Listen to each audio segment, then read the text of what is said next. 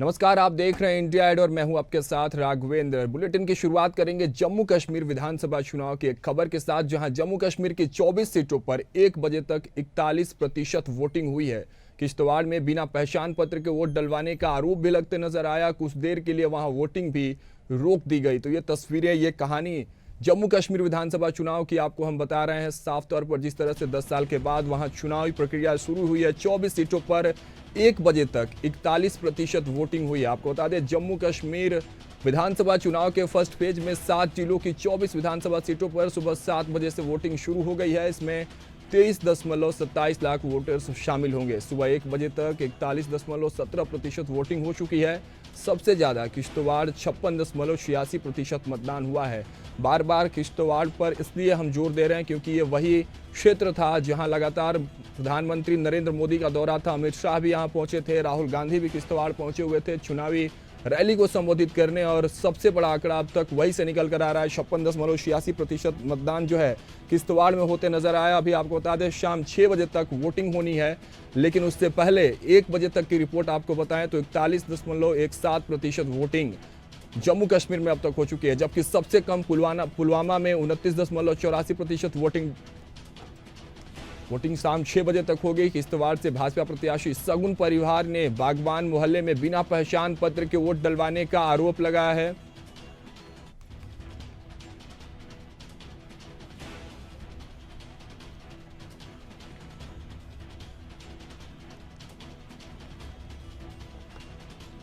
चलिए, विधानसभा चुनाव के इस पहले फेज की, पहले चरण की वोटिंग की तस्वीरों को विस्तार से जानते हैं, विस्तार से समझते हैं। हमारे साथ वरिष्ठ पत्रकार सुशील वकील जी जुड़ चुके हैं। सबसे पहले सुशील जी, आपका बहुत बहुत स्वागत है इंडिया हेड पर। धन्यवाद। देखिए सुशील जी, जो अब जम्मू कश्मीर विधानसभा की पहले चरण की आज वोटिंग डाली जा रही है, वोटिंग हो रही है वहां पर, और जिस तरह से आंकड़े आ रहे हैं प्रतिशत की अगर हम बात करें तो अब तक 41.17% वोटिंग वहां हो चुकी है। डर था सबके भीतर कि इतने सालों के बाद चुनाव हो रहे हैं, 10 साल के बाद वहां चुनाव हो रहे हैं, वोटिंग परसेंटेज क्या कुछ होगा, इस पर एक बड़ा सवाल था, एक बड़ा निशान था। लेकिन अब जो वोटिंग परसेंटेज सुशील जी इशारा कर रहे हैं 41.17%, शाम 6 बजे तक अभी वोटिंग होनी है, तो ये जो बढ़ता हुआ ग्राफ है विधानसभा चुनाव में 10 साल के बाद जो है, वो किस तरफ इशारा कर रही है? सबसे पहले तो हम आपसे यही समझना चाहेंगे। देखिए राघवेंद्र जी, ये जो 2 बजे 1 बजे तक 41% हो गया था, इस टाइम बच गया ये 2:10 बज गए, मेरे को लग रहा है 45-48% क्रॉस किया होगा। और ये देख लीजिए, ये जो चुनाव है एक्चुअली सब कह रहे हैं ये 10 साल के बाद हुआ। इनफैक्ट ये 10 साल के बाद तो चुनाव हो गए, लेकिन जिस तरह से आज वो ये वोटिंग हो रही है, ये कश्मीर में 33-34 साल पहले हुई थी। क्योंकि जो पिछले 2014 में इलेक्शन हो गया, आप देखिए उस टाइम कितने वोटर बाहर निकले। कुछ ही लोग की मेन पार्टी जो थे उन्हें इस पे रखे थे, या मोस्टली ये उन्होंने बाइकआउट किया था, जैसे सेपरेटिस्ट भी है, जमात इस्लामी वगैरह सब ने बाइकआउट किया था। उससे पहले भी जब इलेक्शन हुए तो उसमें भी थोड़ा बहुत ये सेटबैक हुआ था। लेकिन 30-35 साल पहले जो इलेक्शन होते थे उसमें तो लोग पूरी तरह निकलते थे वोट डालने। आज का जो इलेक्शन है, आज ये देखा गया है कि लोग बड़े एंथुसियास्टिक है। सवेरे से अभी तक जो वोटिंग आज के ये आ रहे हैं, रुझान आ रहे हैं, आप देख लीजिए कि इसमें लेडीज 90%, 95% की, और जो 4-5 लाख की जवान है वो बाहर आ गए। जो नए 1.5-2 लाख वोटर्स है या 18 से 29 तक, वो भी बाहर आ रहे हैं। कश्मीर में एक जोश पूरा हो रहा है। मुझे याद आ रहा है, आज से 15-20 साल पहले एक इलेक्शन हुआ था कश्मीर में, जहां पर पोलिंग बूथ था, पोलिंग बूथ के बाद एक ताबूत जिसको कॉफिन कहते हैं, कॉफिन रखा था, साथ में बोर्ड डिस्प्ले किया था कि जो पहला वोट डालेगा सेंटर से या तो इनाम ले जाएगा, नहीं तो घर जाएगा इस कॉफिन में, ताबूत में। और उसको अनफॉर्चुनेटली उस जो सेंटर है उसमें एक भी वोट नहीं पड़ा। और वो देख लीजिए, और आज का हाल देख लीजिए, लोग कितने खुश है, लोग कितने इसमें उत्साहित है कि वोट डालने के लिए। यहाँ तक कि एक रीजन में मैंने देखा कि वोटर एक जो ऊपर वाले इलाके में रहते हैं, उनका जो वोटिंग सेंटर था 22 किलोमीटर दूर था, वो 22 किलोमीटर दूर गए तो वो वोट डालने के लिए। लेकिन सुशील जी इस बीच एक बात और समझनी पड़ेगी, और अब मैं चाहता हूं कि इस बात को आप समझाएं, चूंकि आपके पास अनुभव भी है और आपने पहले भी कश्मीर के तमाम वो चुनाव देखे हैं। ये जो वोटिंग परसेंटेज का ग्राफ जो बढ़ रहा है, वो इशारा किस तरफ कर रहा है? भारतीय जनता पार्टी को क्या इससे वहां समर्थन मिलने वाला है, लाभ मिलने वाला है, या तमाम जो विपक्षी पार्टियां हैं उसके अलावा जिनका गठबंधन है उनको इसका लाभ मिलेगा? क्योंकि जिस तरह से आप बता रहे थे, पहले के चुनाव में लोगों के भीतर डर रहा करता था, लोग डरते थे बाहर निकलने में, लेकिन अब क्या कुछ हुआ, वहां माहौल बदल गया है, लोग बाहर आ रहे हैं, महिलाएं बाहर आ रही हैं, युवाएं बाहर आ रहे हैं। तो किसको फायदा होने वाला है इस बढ़ते परसेंटेज ग्राफ से? देखिए राघवेंद्र जी, इस बार जो फायदा है हर एक को आना है, क्योंकि इस बार जो इलेक्शन हो या रिजल्ट जो फाइनल होंगे वो हंग असेंबली के होंगे। फ्रैक्चर्ड वोट आएगा, किसी को ऐसे नहीं आएगा कि मेजोरिटी किसकी आएगी, ये फ्रैक्चर्ड वोट होगा। क्योंकि आप देख लीजिए, जो आज जम्मू रीजन में, ये चुनाव रीजन में जो 8 सीटें हैं, उसमें 6-7 उम्मीद है कि बीजेपी ले जाएगी, क्योंकि वहाँ वोटिंग भी भारी तौर पर हो रही है।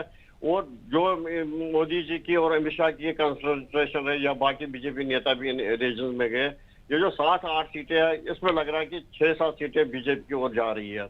अब रही कश्मीर की बात, कश्मीर में जो ये इलेक्शन होने वाले हैं, वहां पर की जो ये 3 सीटों 16 सीटों में जो हो रहा है, उसमें मिक्सड रहेगा। पीडीपी की भी 1-2 सीटें निकलेंगी, नेशनल कॉन्फ्रेंस की निकलेगी, कांग्रेस का तो थोड़ा बहुत लग रहा है कि 1-2 सीटें में निकलेगी। वैसे अंदेशा उतना नहीं है, उतना नहीं भी हो सकता कांग्रेस का। और जो इस बार क्या चीज देखा गया, जो जमात इस्लामी इसमें आ गया, जो उन्हें प्रॉक्सी कैंडिडेट डाल दिए, या उसके बाद इंजीनियर रशीद ने जो अपने 25-30 लोगों को खड़ा के जिनको सपोर्ट कर रहा है, उससे क्या हो गया, कुछ लोग ऐसे हैं जो इनमें जिनके बचपन से वो पढ़ाया गया, पट्टी पढ़ाई गई कि हम हिंदुस्तान हमें तंग कर रहा है। सुशील जी देखिए, पूरा जितना समझा जा सकता है, जम्मू कश्मीर का पूरा चुनाव, हालांकि मुद्दे तो बहुत सारे हैं जम्मू कश्मीर में, लेकिन इस चुनाव में 2 ही मुद्दे जो सबसे टॉप पर चल रहे थे। एक तरफ जहां कांग्रेस और उसके साथ की गठबंधन पार्टियां यूनियन टेरिटरी से पूर्ण राज्य की बात कर रही थी, वही दूसरी तरफ 370 ना हटाने की बात जिस तरह से भाजपा कर रही थी। तो ये जो 2 अहम मुद्दे थे भारतीय जनता पार्टी के और गठबंधन के, ये कितना प्रभाव डालते नजर आएंगे इस चुनाव में?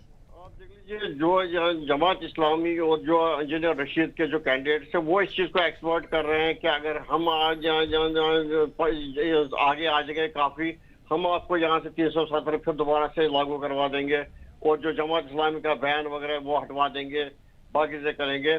इतना कि कल मैं देख रहा था कि एक जमात इस्लामी का एक बड़ा नेता जो अच्छा टॉप ओहदा रखता है, उससे एक पत्रकार ने कहा कि अगर आपके ये आ गया तो पाकिस्तान के साथ आपके कैसे रिश्ते रहेंगे।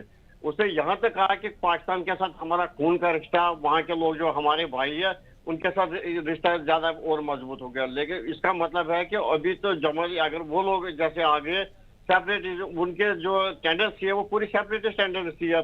इंजीनियर रशीद के जो कैंडिडेट है उनकी सेपरेटिस्ट टेंडेंसी है।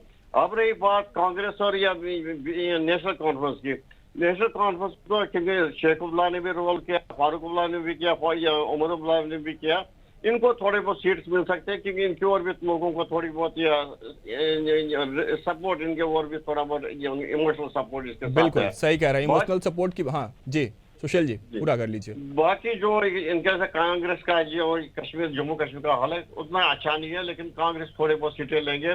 लेकिन मैं फाइनल चीज का बताता हूँ कि इसके बाद क्या होगा। ऐसे ही चीज है कि बहुत सारे लोग इसमें, कश्मीरी लोग जो आजकल है, वो 317 जो कुछ ऐसे एक सवाल, एक आखिरी सुशील जी, आखिरी पहले ये इम्पोर्टेंट सवाल है। बिल्कुल बिल्कुल। क्योंकि परसों एक लड़के को पूछा गया, एजुकेटेड लड़का था, उससे पूछा गया आपको 370 जो हट गया तो उससे क्या कुछ नुकसान हुआ कि फायदा है?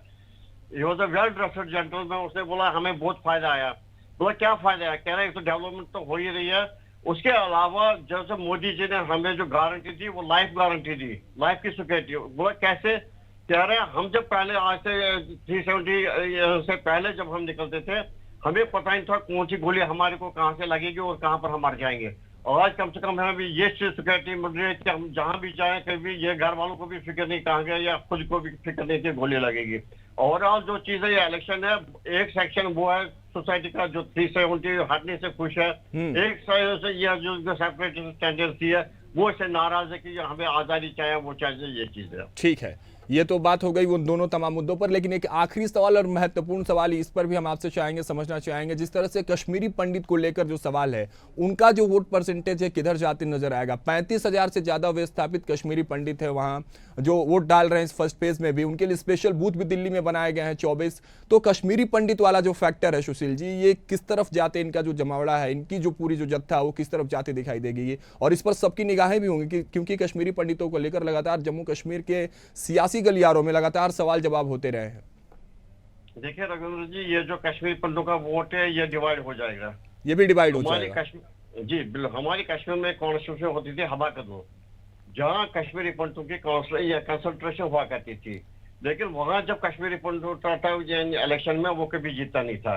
वहाँ जब नेशनल कॉन्फ्रेंस कोई कश्मीरी पंडित को खड़ा करे या कोई और पार्टी, वो जीता था। लेकिन एज इंडिपेंडेंट, जैसे बीजेपी का जो कलावर नेता था टिकला टिपलू, जिसे गोलियों से बूंद दिया गया, वो कभी नहीं जीता।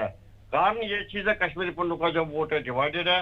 इस बार क्या हुआ, हमा कल कॉन्स्टिट्यूशन है जहाँ 8-10 कश्मीरी पंडित उठे हैं। अब हर एक को तो अपना कुछ ना कुछ वोट मिलना है। ऐसे बाकी जगहों पे 2-4 वो कॉन्स्टिट्यूशन है जहाँ कश्मीरी पंडित उठे हैं, वो उनका भी डिवाइडेड वोट हो जाएगा।